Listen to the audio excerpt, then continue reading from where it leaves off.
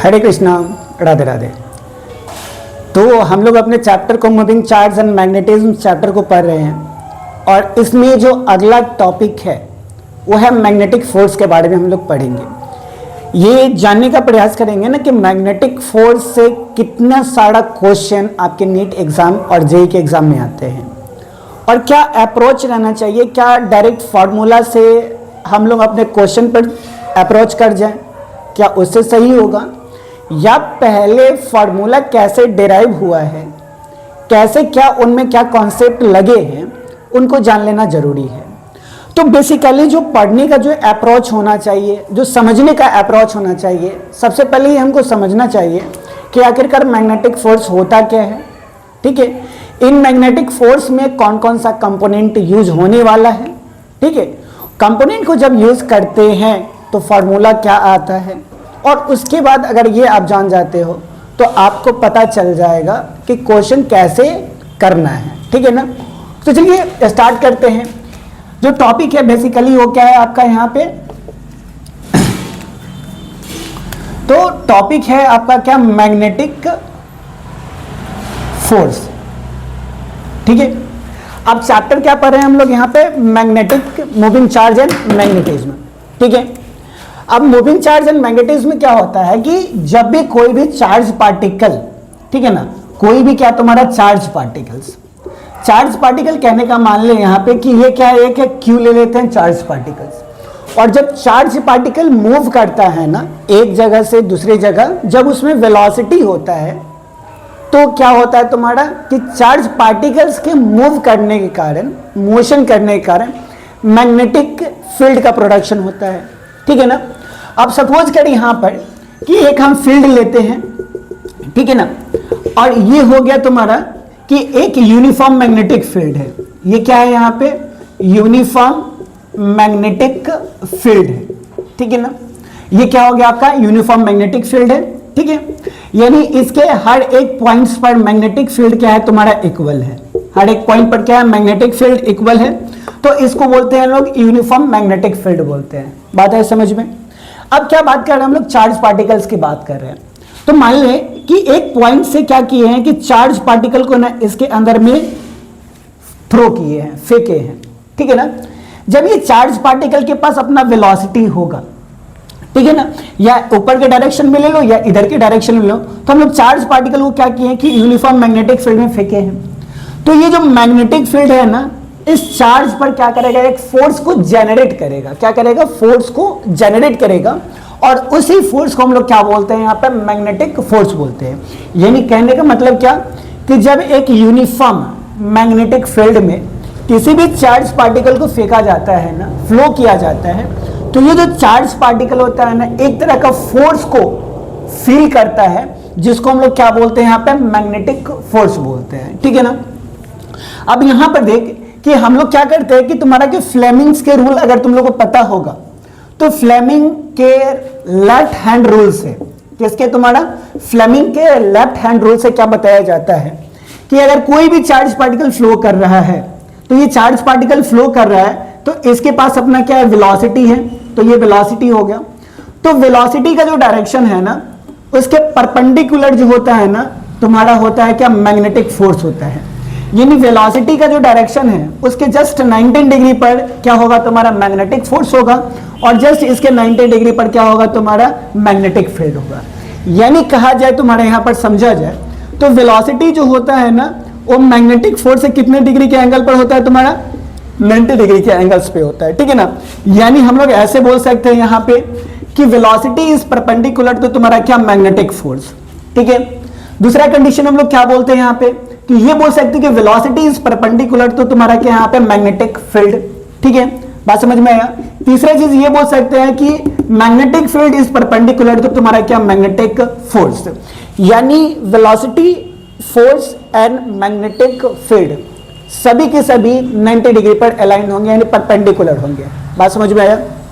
अब देख कि इसके पास चार्ज पार्टिकल के पास वेलोसिटी है, ठीक है ना, मैग्नेटिक फील्ड है, तो जो किसी भी चार्ज पार्टिकल के कारण जो मैग्नेटिक फील्ड में चार्ज पार्टिकल वेलोसिटी के साथ में गया है ना, वो जो फोर्स फील करता है ना, उसका वैल्यू होता है तुम्हारा क्या, क्यू इंटू वेलोसिटी इंटू तुम्हारा क्या यहाँ पे मैग्नेटिक फील्ड। बात समझ में आया? यानी force is equal to charge into velocity into magnetic field, ठीक है ना। तो एक फॉर्मूला ये हो गया तेरा, ठीक है। दूसरा में चीज यहां पे अगर जाते हैं तो ये चार्ज, अगर ये हम क्या करते हैं वेक्टर को हटाते हैं यानी क्रॉस को हटाते हैं, ठीक है ना, तो जैसा ही ये क्रॉस साइन को हटाएंगे ना तो इसको हटाने से क्या होता है साइन थीटा आता है। क्या आता है तुम्हारा बच्चा यहाँ पे साइन थीटा आता है। तो फोर्स इज इक्वल टू क्या होगा charge into velocity into magnetic field into angle. समझ में आया? यानी क्रॉस हटता है तो साइन थीटा आएगा और डॉट हटेगा तो क्या होगा तुम्हारा यहाँ पे कॉस थीटा आएगा, ठीक है ना। अब यहाँ पर याद करने वाली बात क्या है कि अगर फोर्स में हम लोग जानेंगे कि कौन कौन से ऐसे कंपोनेंट है जहां पे फोर्स का जो वैल्यूज हो जाता है वो कितना हो जाएगा तुम्हारा 0 हो जाएगा। याद करके रखना कि मैग्नेटिक फोर्स की हम लोग बात करते हैं, क्या बात करते हैं यहाँ पे मैग्नेटिक फोर्स की। तो मैग्नेटिक फोर्स क्या होता है तुम्हारा कि ये डिपेंड करता है एंगल पर। मैग्नेटिक फोर्स किस पे डिपेंड कर रहा है? एंगल पे। यानी magnetic force is directly proportional to तुम्हारा क्या यहाँ पे साइन थीटा। मैग्नेटिक फोर्स किस पर डिपेंड कर रहा है तुम्हारा साइन थीटा, यानी एंगल पर डिपेंड कर रहा है। बात ये समझ में? अब यहां पर थीटा का वैल्यू जैसे जैसे चेंज करेगा ना वैसे वैसे मैग्नेटिक फोर्स का वैल्यूज भी क्या करेगा चेंज करेगा। समझ में आया? यानी कहने का मतलब क्या हुआ तुम्हारे यहाँ पे कि अगर ठीक है थीटा का वैल्यू चेंज कर रहा है तो मैग्नेटिक फोर्स का वैल्यूज भी क्या करेगा तुम्हारा चेंज करेगा। चल देखते हैं यहाँ पे, जैसे मान लेते हैं कि मैग्नेटिक फोर्स में अगर हम लोग लेते हैं कि 90 डिग्री है, थीटा का वैल्यू क्या लेते हैं 90 डिग्री ले लेते हैं, ठीक है ना। तो एंगल 90 डिग्री पर मैग्नेटिक फोर्स जो होगा वो कितना हो जाएगा, तो साइन थीटा 90 डिग्री का वैल्यूज कितना होता है तुम्हारा 1 हो जाता है। तो फोर्स जो होगा तुम्हारा यहाँ पे अगर इसको लगाते हैं तो Q इंटू क्या हो जाएगा तुम्हारा V, यानी magnetic force at 90 degree, magnetic force at 90 degree क्या हो जाएगा QVB हो जाएगा, ठीक है ना।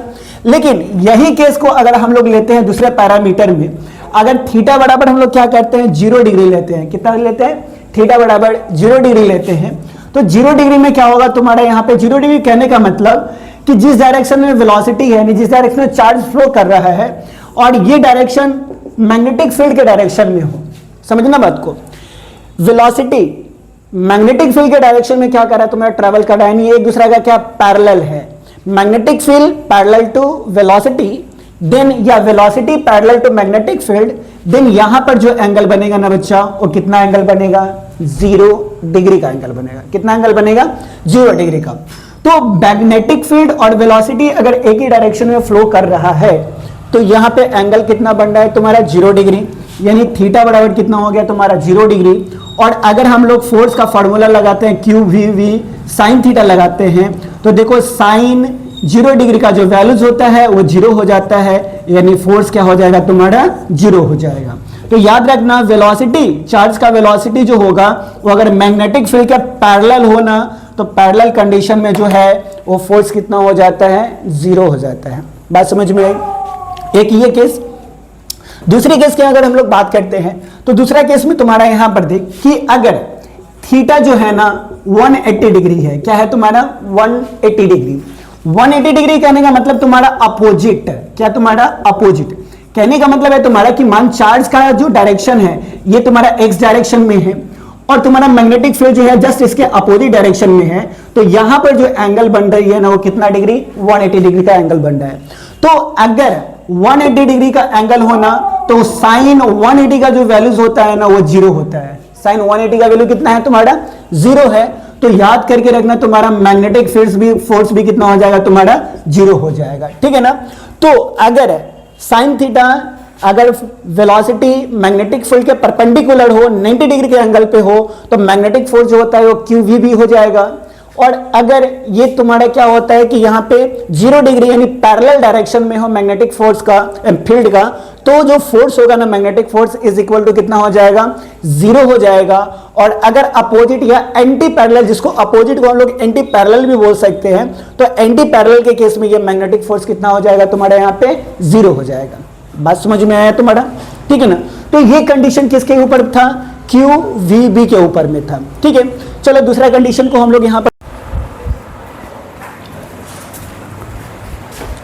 चलो जी, अब हम लोग क्या करने वाले हैं यहाँ पे कि हम लोग जो अभी जानेंगे, जैसे हम लोग फार्मूलाज जान लिए कि फार्मूला जो होता है F = QVB होता है, ठीक है ना।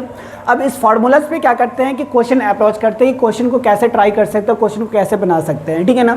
तो चलिए यहाँ पर देखते हैं कि सबसे पहले फार्मूलाज अपने आप को लिख लेते हैं। तो Q इंटू तुम्हारा QV इंटू B ये हो गया, या QV साइन थीटा, ये समझ में आया। चल क्वेश्चन करते हैं। सबसे पहले ये तुम्हारा ये देख लेना 2009 नीट का ये क्वेश्चन है। सपोज करते कि तुम्हारा यहाँ पर क्या है कि एक चार्ज पार्टिकल है, और इस चार्ज पार्टिकल का ले लेते हैं हम लोग यहाँ पर कि इसका जो मैग्नीट्यूड है वो 2 × 10⁻⁻6 कूलम है। इसको क्या किया गया, प्रोजेक्ट किया गया है, जिसका वेलोसिटी जो है वो 2i cap plus 3j cap और इनटू तुम्हारा क्या मीटर पर सेकेंड है। यानी क्या किया है तुम्हारा कि ये जो चार्ज पार्टिकल है ना, इसका वेलोसिटी जो है ना वो किस फॉर्मेट में दे दिया है, तुम्हारा वेक्टर फॉर्मेट में दे दिया। 2i कैप कहने का मतलब चार्ज का जो डायरेक्शन है वो x के डायरेक्शन में तुम्हारा 2 मीटर पर सेकेंड है, और y के डायरेक्शन में कितना है तुम्हारा 3 मीटर पर सेकेंड है। तो ये हो गया तुम्हारा वेलोसिटी। और कहता है कि मैग्नेटिक फील्ड जो है ना ये चार्ज पार्टिकल के वेलोसिटी के परपेंडिकुलर है। तो y डायरेक्शन में हम लोग क्या करते हैं, वेलोसिटी को ले लेते हैं, मैग्नेटिक फील्ड को ले लेते हैं। और मैग्नेटिक फील्ड का जो वैल्यू है ना वो दिया हुआ है तुम्हारा 2 टेस्ला दिया हुआ है। यानी हमको अगर फोर्स निकालना है तो फोर्स निकालने के लिए चार्ज होना चाहिए, वेलोसिटी होना चाहिए, मैग्नेटिक फील्ड होना चाहिए। मेरे पास तीनों के तीनों कंपोनेंट आ गया, ठीक है। तो फार्मूलाज का यूज करेंगे Q इंटू, तो देख -2 × 10⁻⁻6 हो जाएगा। वेलोसिटी की बात करते हैं तो 2i कैप प्लस में 3j कैप हो जाएगा। और यहाँ पर मैग्नेटिक फील्ड की बात करते हैं तो मैग्नेटिक फील्ड किस डायरेक्शन में है तुम्हारे यहाँ पे, y डायरेक्शन में है। तो यहाँ पे 2j कैप लेंगे, क्योंकि डायरेक्शन को शो करना बहुत ही ज़्यादा इंपॉर्टेंट यहाँ पे मुद्दा है। तो यहाँ क्या कर लिए तुम्हारा 2j कैप कर लिए। अब क्या करना है, मल्टीप्लाई करना है तुम्हारा। तो देख -2 × 10⁻⁻6 हो जाएगा, और इंटू देख तुम्हारा यहाँ पे कि 2i cap into 2j cap plus में 3j cap into 2j cap. अब देख तुम्हारे यहाँ पे कि अगर वेक्टर में तुम्हारा i cap into j cap होता है ना, क्या होता है तुम्हारा i cap into j cap होता है, तो ये हो जाता है तुम्हारा क्या k कैप होता है। i इंटू j क्या हो जाएगा तुम्हारा पॉजिटिव k हो जाएगा, plus j cap into j cap, तो ये हो जाएगा तुम्हारा कितना 0 हो जाएगा। यानी सेम वेक्टर क्वांटिटी आपस में मल्टीप्लाई होता है तो 0 हो जाता है। डिफरेंट अगर होता है तुम्हारा तो क्या होगा, i इंटू j k हो जाएगा, k इंटू i अलग हो जाएगा, ठीक है ना। बात समझ में आया। तो यहाँ पर देख -2 × 10⁻⁻6, और ये था तुम्हारा 6 है, तो यहाँ पर देख 10⁻6, और ये देख तुम्हारा यहाँ पे कि 4 दूना तुम्हारा क्या होगा, अगर डायरेक्ट यहाँ पर कैलकुलेट करते हैं तो 4 दूना कितना तुम्हारा 8 है, और ये 6 है, ये 6 क्या हो जाएगा, खत्म हो जाएगा, क्योंकि ये जो 6 था एक माइनस में था और एक क्या है तुम्हारा वेलोसिटी प्लस में है। तो यहाँ पर क्या आ गया तुम्हारा -8k कैप, ठीक है ना। अब देख -8 है, -8 एक तो मैग्नीट्यूड दर्शा रहा है तुम्हारा, और ये जो माइनस और ये k जो है ना, k होता है तुम्हारा z डायरेक्शन को, और z डायरेक्शन k अगर तुम्हारा केवल k है तो पॉजिटिव z डायरेक्शन को, अगर निगेटिव है तो यहाँ पर क्या होगा इसका कि मैग्नेटिक फोर्स जो होगा ना तुम्हारा वो -z डायरेक्शन में होगा। यानी x डायरेक्शन में क्या हो गया तुम्हारा वेलोसिटी हो गया, y डायरेक्शन में मैग्नेटिक फील्ड हो गया, और z डायरेक्शन में जो होगा ना वो मैग्नेटिक फोर्स होगा। और ये जो z डायरेक्शन पॉजिटिव नहीं बल्कि क्या होगा तुम्हारा निगेटिव होगा, क्योंकि आंसर किस में आ रखा है हम लोग का यहाँ पे निगेटिव में आ रखा है। बात समझ में आया। तो इस तरीके से हम लोग क्या कर सकते हैं, क्वेश्चन को अप्रोच कर सकते हैं। समझ में ये बात, ठीक है। अगर ये समझ में नहीं आया है तो इसी से रिलेटेड सिमिलर क्वेश्चन हम लोग ले लेते हैं यहाँ पे। यानी क्या कर रहे हैं तुम्हारा चार्ज पार्टिकल है, ठीक है ना, और इस चार्ज पार्टिकल का वेलोसिटी हम लोग क्या ले लेते हैं, यहाँ पर ले ले कि 4i कैप प्लस में 3 क्या हो गया तुम्हारा यहाँ पर j कैप, और ये इंटू 10⁻6 मीटर पर सेकेंड, ठीक है ना। और इसका मैग्नेटिक फील्ड जो है ना वो ले लेते हैं 8j कैप ले लेते हैं तुम्हारे यहाँ पे। अब हमको निकालना है कि मैग्नेटिक फोर्स का वैल्यूज क्या होगा, तो ये काम करना है। और चार्ज का अगर वैल्यू मान ले 2 × 2 नहीं लेते हैं, 4 × 10⁻6 कूलम ले लेते हैं, ठीक है ना। तो क्या करना पड़ेगा, मैग्नेटिक फोर्स लगाने के लिए Q इंटू तुम्हारा V इंटू क्रॉस तुम्हारा क्या B, और चार्ज का वैल्यू कितना तुम्हारा 4 × 10⁻6, वेलोसिटी कितना तुम्हारा 4i कैप प्लस में तुम्हारा क्या 3j कैप, ठीक है ना। और इंटू तुम्हारा वेलोसिटी कितना है तुम्हारा, सॉरी मैग्नेटिक फील्ड कितना है तुम्हारे यहाँ पे 8j कैप है तुम्हारा यहाँ पे, ठीक है ना। तो 4 × 10⁻6 और वेलोसिटी प्लस में है तुम्हारा, तो इससे ये कैंसिल आउट हो गया। अब देख तुम्हारा यहाँ पे कि 4i कैप इंटू तुम्हारा क्या 8j कैप और प्लस में 3j कैप इंटू तुम्हारा क्या 8j कैप हो गया तुम्हारा। तो 4 × 10⁻6 और 4 देख 4 8 तुम्हारा कितना 432 हो जाएगा, और आई कैप इंटू जे कैप जो होता है वो क्या हो जाएगा तुम्हारा के कैप हो जाएगा, और जे इंटू जे जो हो जाएगा वो कितना हो जाएगा तुम्हारा 0 हो जाएगा। और 32 में जब 4 से मल्टीप्लाई करेंगे तुम्हारा तो 1828 आ जाएगा, और इंटू 10 टू पावर क्या हो गया, ये तो कट गया था तुम्हारा, और ये क्या हो गया के कैप आ गया। और के कैप जो होता है किस डायरेक्शन को शो करता है, पॉजिटिव जे डायरेक्शन को। तो मैग्नेटिक फील्ड जो होगा वो किस डायरेक्शन में होगा, पॉजिटिव एस डायरेक्शन में, और इसका जो वैल्यूज होगा वो 128 न्यूटन हो जाएगा। समझ में आया? तो इस तरीके से हम लोग क्या कर सकते हैं, फार्मूला पे अप्लाई करके क्वेश्चन को अप्रोच कर सकते हैं। बात समझ में आया?